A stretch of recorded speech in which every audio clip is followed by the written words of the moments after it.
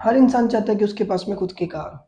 हम बड़ी-बड़ी गाड़ियों के सपने देखते हैं, बड़े-बड़े शोरूम्स पे जाते हैं, बड़ी-बड़ी गाड़ियाँ खरीदते हैं। लेकिन असल में हमें कितनी ज़रूरत है, हमें नहीं पता।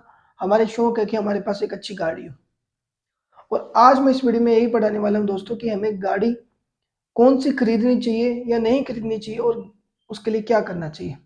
क्योंकि गाड़ी दोस्तों एक एसेट्स ना होकर हम लायबिलिटीज़ बना लेते हैं।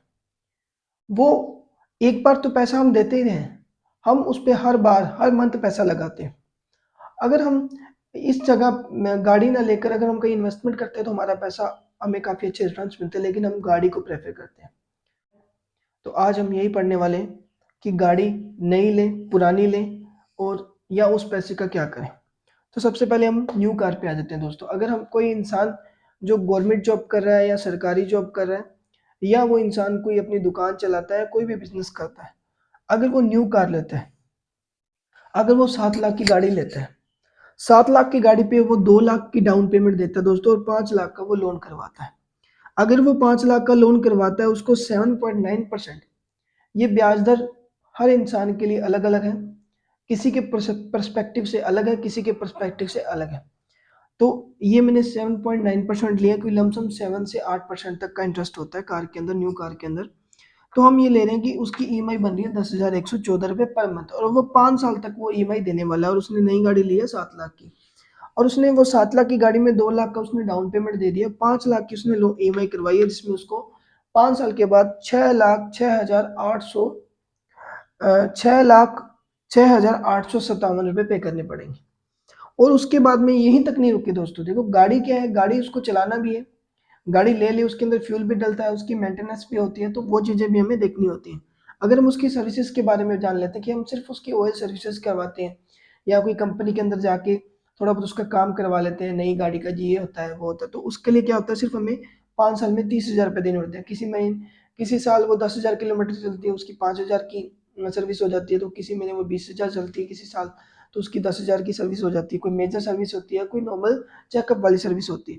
तो उसके अंदर वो 5 साल में 30,000 की कॉस्ट वो दे देता है। लेकिन उसकी ऑयल और मेंटेनेंस यानी कि उसकी वो उसको जाता कहाँ तक है, वो कितनी उसकी दूरी है, कितना उसको यूज़ करता है। यानी कि अगर हम ऑफ़िस जा रहे हैं, अपना ऑफ़िस 50 किलोमीटर की दूरी पे है, अगर हम 50 किलोमीटर का रन ले रहे हैं, तो वो गाड़ी कितनी एवरेज के हिसाब से डेली का कितना तेल पी रही है। हो सकता है कि वो डेली 2 लीटर 3 लीटर तेल पी रही है, तो 200-300 का वो हर हर रोज़ का हमें एक्सपेंस दे रही है। तो यानी कि मंथली 8 से 10,000 का वो एक्सपेंस दे रही है। अगर अपने साल पे लेके जाएँ तो 1 लाख का वो एक्सपेंस दे रही है। मतलब वो 1 लाख का तेल पी रही है गाड़ी।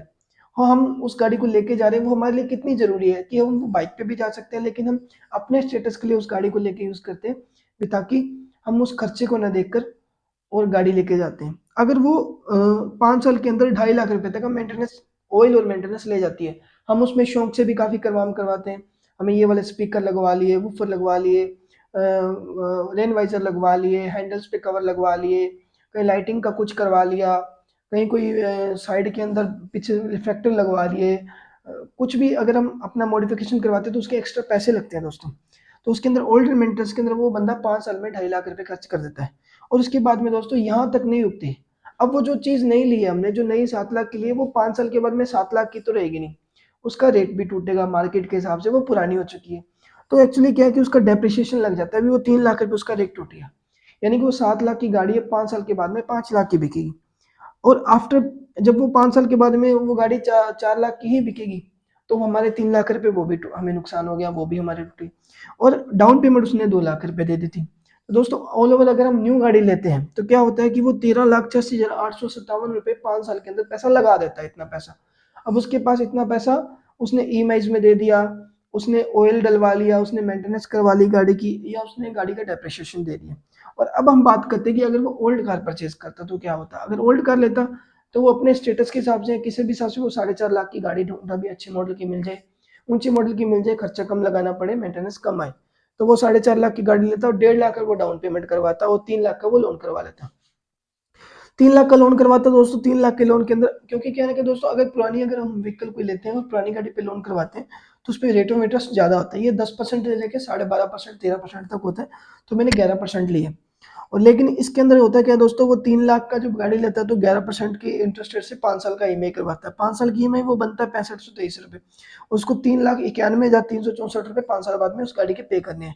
यानी कि 4 लाख रुपए लमसम उसको उस गाड़ी के पे करने हैं। और वो सर्विसेज कॉस्ट करवाता है, तो दोस्तों इसमें कंपनी से, नई गाड़ी की कंपनी से करवानी पड़ती है, तो वो बाहर से करवाता है, जो अपने खुद के मिस्त्री से करवाता है, उसको सस्ती पड़ती है, उसमें खर्चा कम लगता है, तो वो लमसम 15,000 में 5 साल की सर्विस करवाता है। कहीं से किसी साल नहीं भी कराता, वो बस कहता है भी चलो कोई बात नहीं, चल जाएगा काम, तो ये हो जाता है। ऑयल और मेंटेनेंस के हिसाब से उसका 2 लाख का खर्च पड़ता है। ये भी दोस्तों को ये कोई ये है ना, जितना वो ज़्यादा गाड़ी को चलाएगा, जिस हिसाब से चलाएगा, ये उसके अकॉर्डिंग मैंने लिखा है। हो सकता है पुरानी गाड़ी को वो कम चलाए, कम यूज़ करे, नई गाड़ी को खुश हूँ कभी मैं लेके जाना है, तो पुरानी गाड़ी को कम चलाए, तो उसमें 2 लाख का एक्सपेंस उसका आएगा। और डेप्रिसिएशन दोस्तों क्या है, पुरानी गाड़ी पे कम लगता है, क्योंकि हमने 5 साल पहले जो 5 साल चली हुई जो गाड़ी ली है, उसका 5 साल बाद में कम डेप्रिसिएशन उसके हिसाब से टूटता है। तो 4.5 लाख की गाड़ी है, उसका लाख रुपए का डेप्रिसिएशन टूट गया, ये उसका लाख रुपए कम, यानी कि वो गाड़ी 5 साल के बाद में 3.5-3 लाख की बिक जाएगी उसकी। तो दोस्तों क्या हुआ कि डाउन पेमेंट उसने 1.5 लाख दिया था, और लास्ट में उसने किया कि भी उसने, अगर वो पुरानी गाड़ी लेता तो 1 साल, आप 5 साल के अंदर 8,56,364 रुपए ही खर्च करता, इतना पैसा उसका लग जाता। लेकिन दोस्तों क्या है कि न्यू और ओल्ड कार, हमें कार लेनी चाहिए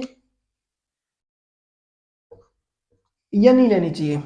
मैंने वीडियो इसलिए बनाई है दोस्तों, अगर कोई इंसान जॉब करता है 20-30 हज़ार की, 50,000 रुपए की जॉब करता है, और उसकी जो डेस्टिनेशन है, यानी कि उसको जॉब जाना पड़ता है, और जॉब उसकी 10 या 12 या 15-20 किलोमीटर या 50 किलोमीटर की है, और वो अकेला ही जाता है, तो दोस्तों उसको गाड़ी की कोई आवश्यकता नहीं है।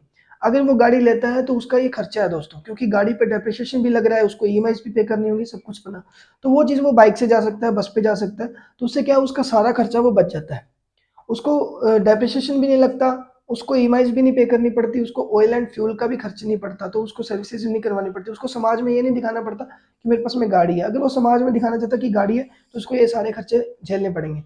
और एक्चुअली होता क्या है कि अगर वो पुरानी गाड़ी भी लेता है, तो भी उसको ये एक्सपेंसेस तो देना ही पड़ेगा। अगर वो ये दोनों चीज़ें ना करके वो बस से जाता, बाइक से जाता, अपने पैसे बचाता, अगर वो ये पैसे बचा के इन्वेस्टमेंट कर देता, इन्वेस्टमेंट कैसे करता दोस्तों, अगर ऑल ओवर हम बात करें, अगर इसकी कोडिंग बात करें भी, 13,86,857 उसने 5 साल में लगाए, यानी कि वो हर महीने खर्च लगा रहा है 23,114 रुपए। 23,114 रुपए वो हर महीने खर्च दे रहा है गाड़ी लेने के बावजूद। और अगर वो पुरानी गाड़ी लेता तो वो 14,273 रुपए हर महीने 5 साल तक खर्च देगा पुरानी गाड़ी होने पे। तो दोस्तों अगर ये चीज़ें, अगर हम ऐसे काम करेंगे तो हम आगे नहीं बढ़ पाएंगे। इन्वेस्टमेंट्स अगर अपने नहीं करेंगे तो हम ग्रो नहीं कर पाएंगे, हम अच्छा पैसा नहीं कमा पाएंगे। तो इसमें होगा क्या दोस्तों, अगर आप ना तो न्यू कार लेते हो, ना आप ओल्ड कार लेते हो, ठीक है, और अगर आप सिर्फ 5 साल या 5 साल की इन्वेस्टमेंट ही करते हो, अगर आप एफडी के अंदर, आरडी के अंदर, म्यूचुअल फंड्स के अंदर या स्टॉक मार्केट के अंदर अगर आप इन्वेस्ट करते हो पैसा, एफडी आरडी के अंदर दोस्तों ब्याज बैंक के ब्याज के अकॉर्डिंग है, 6 से 8% तक का होता है। म्यूचुअल फंड्स के अंदर 10 से लेकर 22% तक का इंटरेस्ट मिल जाता है। और स्टॉक मार्केट का दोस्तों कोई अंदाजा नहीं है, 15 से 18 से 20% तक रिटर्न आता है। अगर आप रेगुलरली खुद वर्क करते हो, अगर आप किसी में इन्वेस्ट करते हो, तो 15 से 18-20% तक का रिटर्न आपको दे देता है। अगर आप इन सबको छोड़ के 20,000 रुपए पर मंथ, यानी कि 20,000 रुपए सिर्फ आप 5 साल के लिए 10% रेट ऑफ इंटरेस्ट के हिसाब से इन्वेस्ट कर देते हो, तो दोस्तों कंपाउंडिंग इंटरेस्ट के अकॉर्डिंग ये पैसा आपका, अगर आप जो पैसा आपने दिया है 20,000 रुपए, वो 12 लाख रुपए अमाउंट बनता है, रियल अमाउंट, जो आप 5 साल के लिए दे रहे हो। और ये दोस्तों अगर आप 5 साल के बाद में निकालोगे दोस्तों, 15,61,647 रुपए आपके निकलेंगे दोस्तों, यानी कि लमसम आपको 3,61,647 रुपए का प्रॉफिट हो जाएगा सिर्फ 5 साल। अगर आप, या तो दोस्तों आप ब्याज दे रहे हो, इंटरेस्ट दे रहे हो, मेंटेनेंस, फ्यूल सब निकल रहा है आपका, लेकिन यहाँ आपको क्या है दोस्तों, 5 साल के बाद में 3,61,647 सेविंग हो रही है दोस्तों। और अगर यही पैसा आप 5 साल ना रख के 10 साल के लिए रख देते हो, 20,000 रुपए पर मंथ, तो 10%, तो ये दोस्तों पैसा डबल हो जाता है दोस्तों, डबल से भी ज्यादा हो जाएगा।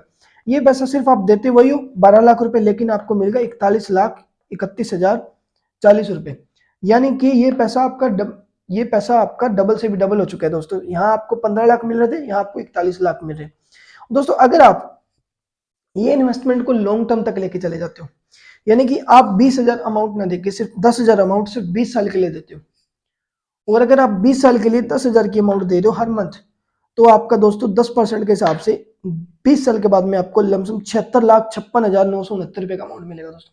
अब आप अपने सारे सपने पूरे कर सकते हो, आप गाड़ी ले सकते हो, आप घर बना सकते हो, आप इन्वेस्टमेंट्स और आगे कर सकते हो, आप बच्चों की स्टडी कर सकते हो, शादी कर सकते हो, मतलब आप अपनी रिटायरमेंट को बहुत अच्छे से प्लान कर सकते हो। बट लेकिन अगर आप यही चीजें पहले लेते तो ये आपके पैसे ईएमआईज में चले जाते, आपका रिटायरमेंट कुछ प्लान नहीं होता। एक्चुअली कि बड़े बड़े बिजनेसमैन इसे यूज करते हैं।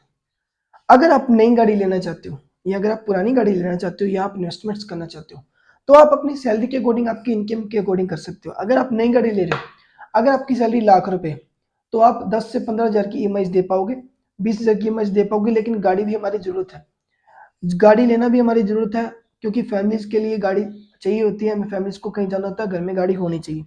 तो अगर आपकी सैलरी ₹1,00,000 तो आप इसमें अरेंज कर सकते हो, आप इन्वेस्टमेंट्स भी कर सकते हो, प्लस आप गाड़ी की ईएमआई भी पे कर सकते हो। लेकिन अगर आपकी सैलरी 20 से 30,000 रुपये है और आप गाड़ी प्लान कर रहे हो, तो आप मत करिए दोस्तों, आप रुक जाइए, 5 साल 10 साल रुक जाइए, उसके बाद में आप गाड़ी प्लान कीजिएगा, क्योंकि तब तक आपको अच्छा आरओआई मिल जाएगा, रेट ऑफ इंटरेस्ट आपको अच्छा मिल जाएगा। आप ज़्यादा से ज़्यादा असेट्स बनाइए, ना कि लाइबिलिटीज़ बनाइए। अगर आप जितनी ज़्यादा असेट्स बनाएंगे, आप आने वाले टाइम में उतने ज़्यादा पैसे कमाएंगे, और उसके बाद में जितनी मर्जी लाइबिलिटीज़ बनाइए, आपको कोई नहीं रोकेगा दोस्तों। तो थैंक यू दोस्तों। ये जो वीडियो, इसी मेरा पर्पस वीडियो बनाने का ही था कि जो मेरे भाई जिसकी 20 से 30,000 रुपये सैलरी, वो अपना पैसा ना वेस्ट करे, आने वाले फ्यूचर के लिए इन्वेस्ट करे। और इस वीडियो को उस इंसान को जरूर शेयर कीजिएगा जो इस तरह के खर्चे कर रहा है, इस तरह के एक्सपेंस कर रहा है, अपनी सैलरी को बर्बाद कर रहा है, तो उसको ये जरूर वीडियो भेजिएगा दोस्तों। वीडियो पे बने रहने के लिए आपका बहुत बहुत शुक्रिया। चैनल को आप सब्सक्राइब कर लीजिएगा।